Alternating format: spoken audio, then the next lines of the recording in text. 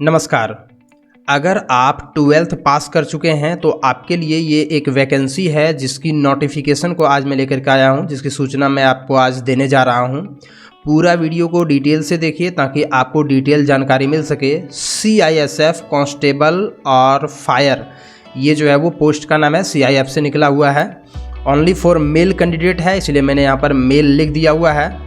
और टोटल जो पोस्ट है वो 1149 पोस्ट हैं कुल मिलाकर के, सभी कैटेगरीज, सभी कास्ट वगैरह को मिला करके। और 10+2 या इंटरमीडिएट पास होना चाहिए आपको।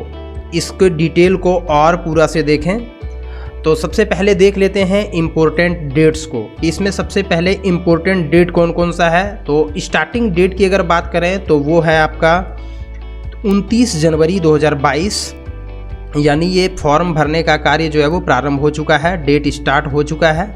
और आखिरी डेट जो है वो 4 मार्च 2022 है, मतलब आपके पास एक अच्छा समय है, आप इस बीच में फॉर्म को भर सकते हैं। इसके बाद अगर बात करें नंबर ऑफ़ वैकेंसी की, तो मैंने आपको बता ही दिया 1149 है टोटल, और पोस्ट जो है वो कांस्टेबल और फायर का है।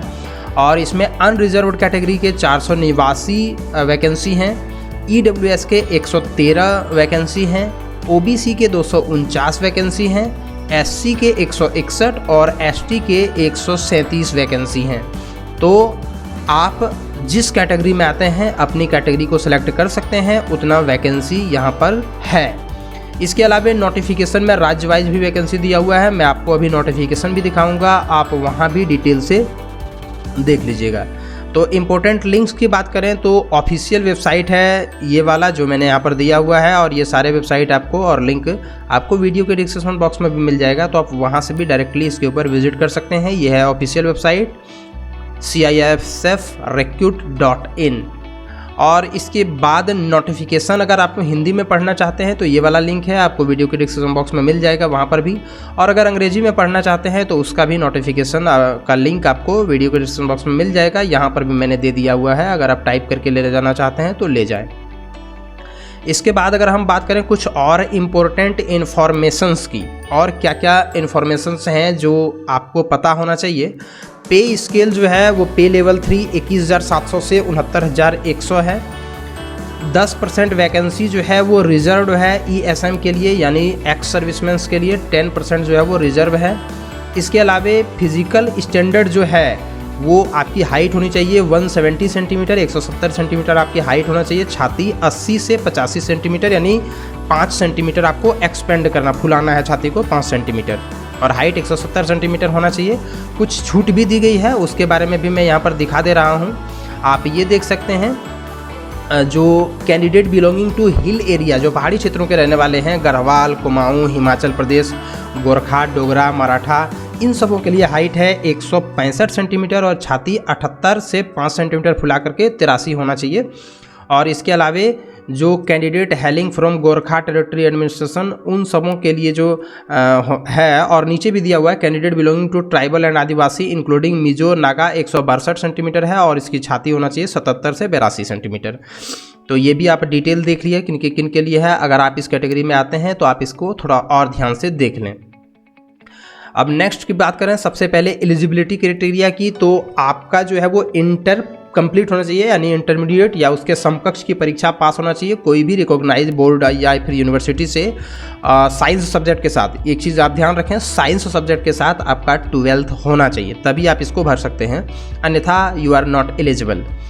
एज जो होनी चाहिए वह आपकी 18 से 23 साल के बीच में होना चाहिए।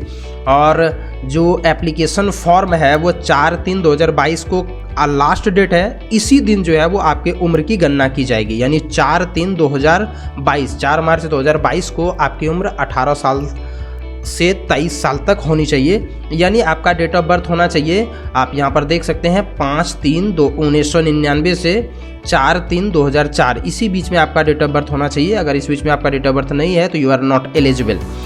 SC ST को 5 साल की छूट दी गई है, OBC को 3 साल की छूट दी गई है, एक्स सर्विसमैन को 3 years after deduction of military service render from actual age age on the date of, यानी एक्स सर्विसमैन को भी 3 साल की छूट दी गई है।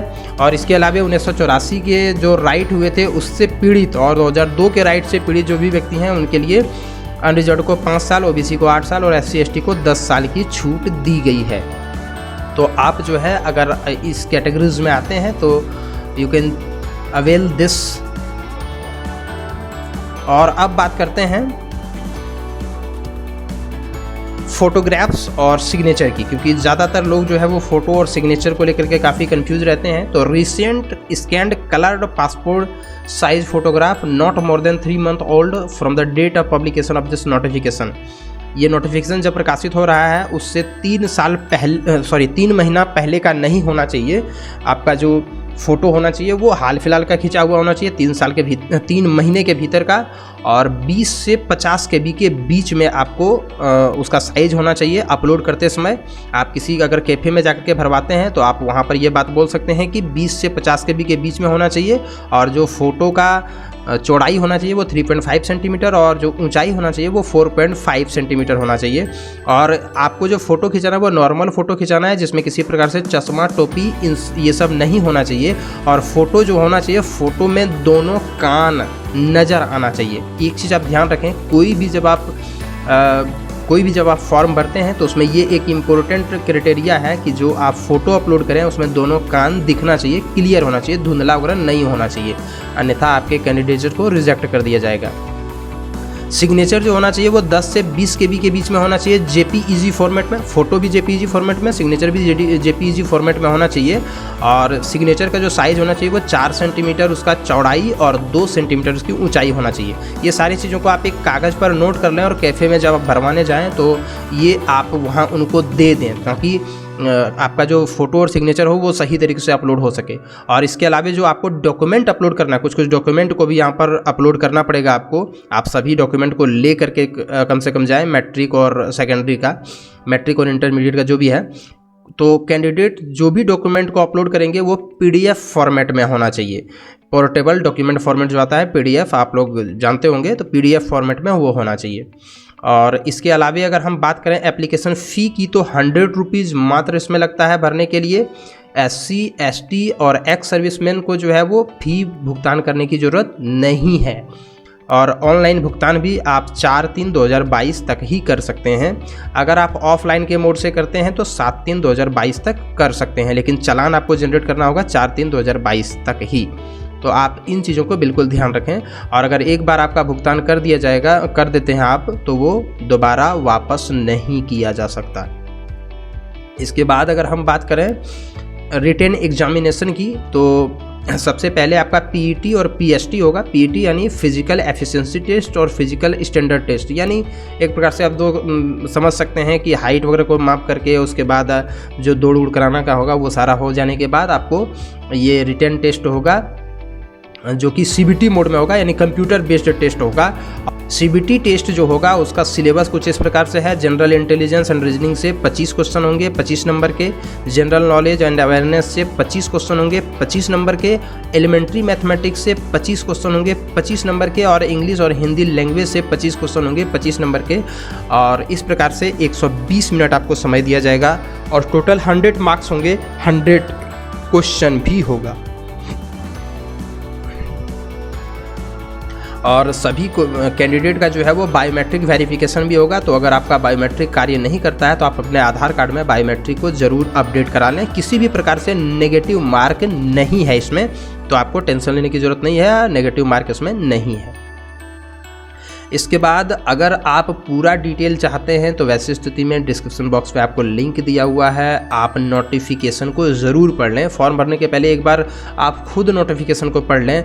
कई बार हो सकता है कि हम लोगों से भी कुछ मिस हो जाता है, तो आप इस गलती को ना करें। आप एक बार स्वयं भी पूरा नोटिफिकेशन को पढ़ लें। कैफ़े में बहुत सारे प्रकार के फॉर्म कैफ़े वाले भरते हैं तो उनको पता नहीं चल पाता है कि किस में क्या करना है। आप इन चीज़ों को बिल्कुल ध्यान में रखें और चैनल को सब्सक्राइब करें, लाइक करें, शेयर भी करें। अभी ये वीडियो ख़त्म नहीं हुआ है, अब मैं आपको ऑफिशियल वेबसाइट और उसके नोटिफिकेशन पर लेकर के चलता हूँ। हम आ चुके हैं गूगल क्रोम में, यहाँ पर देख सकते हैं यही है वो ऑफिशियल वेबसाइट जहाँ पर आपको इंग्लिश में और ये हिंदी में नोटिफिकेशन मिल जाएगा। आप इसे डाउनलोड कर सकते हैं। मैंने डाउनलोड कर लिया है। हिंदी में देखते हैं कि यहाँ कुछ चीज़ें जो है वो सही तरीके से नहीं लिखी हुई है, इसलिए मैंने अंग्रेजी का सहारा लिया।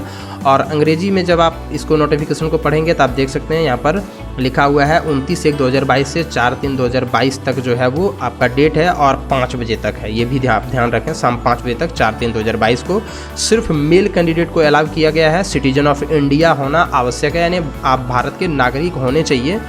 और इसमें जो चीज़ें हैं वो सारी चीज़ों को आप ध्यान से पढ़ लें। आप देख सकते हैं अपने राज्य के मुताबिक जो यहाँ पर चीज़ें दी गई हैं, कितने सीट्स कहाँ पर हैं, वो सारे आप देख सकते हैं। आप जिस स्टेट के हैं इस नोटिफिकेशन में आप उसे देख सकते हैं। ये सारी चीज़ें को मैंने बता ही दिया, जो इम्पोर्टेंट कुछ जानकारियाँ थी वो मैंने आपको बता ही दिया। ये सारी चीज़ों को मैंने आपको दिखा ही दिया हुआ था। मैं फिर भी एक बार पूरा स्क्रॉल करके दिखा दे रहा हूं। आप इस पूरे नोटिफिकेशन को ज़रूर एक बार पढ़ लें। किस प्रकार से अप्लाई करना है यहाँ पर दिया हुआ है। ये फ़ोटो सिग्नेचर के बारे में भी दिया हुआ है, डॉक्यूमेंट के बारे में भी दिया हुआ है। और 4/3/2022 को 5 बजे तक इस समय है, ये भी आप ध्यान में रखें। और इसके अलावा इस नोटिफिकेशन को पढ़ करके और आप अपने नज़दीकी कैफ़े या अपने मोबाइल से अगर कर सकते हैं मोबाइल से, या फिर अगर आप किसी अन्य के कंप्यूटर से अगर भरते हैं खुद तो आप भर सकते हैं। और इसके अलावा एक चीज़ और ध्यान रखें, PET जो फिजिकल एफिशिएंसी टेस्ट जो होगा वो 5 किलोमीटर आपको दौड़ना है 24 मिनट में। 24 मिनट में 5 किलोमीटर आपको दौड़ना है। तो आप इस क्राइटेरिया को भी फुलफ़िल करने की कोशिश करें, आप अपना प्रैक्टिस जारी रखें। और आपको अग्रिम शुभकामनाएं देते हैं कि आप इसमें सेलेक्ट हो जाएं। वीडियो को देखने के लिए धन्यवाद। चैनल को सब्सक्राइब करें और इसी प्रकार से अन्य जॉब के नोटिफिकेशन के लिए आप हमारे चैनल पर बने रहें। इसी प्रकार से अन्य जॉब का नोटिफिकेशन जो है वो आपको मिलते जाएगा। आप बेल आइकन को भी दबा करके रखें। वीडियो को देखने के लिए धन्यवाद।